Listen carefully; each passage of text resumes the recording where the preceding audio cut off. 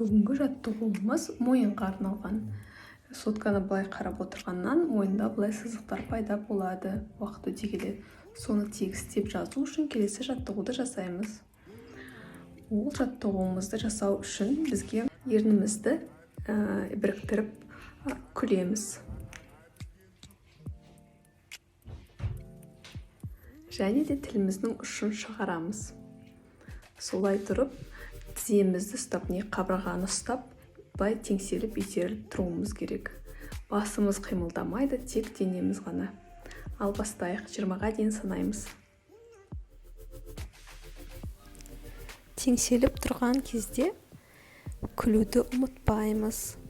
Осы бетімізді тартып тұрып, күліп тұрған сәтте боламыз. Тіліңіздің ұшында ұмытпаңыз.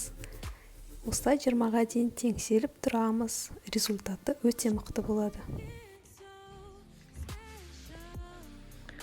Осылай күнде 20-ға дейін санап бетімізді тегістейміз.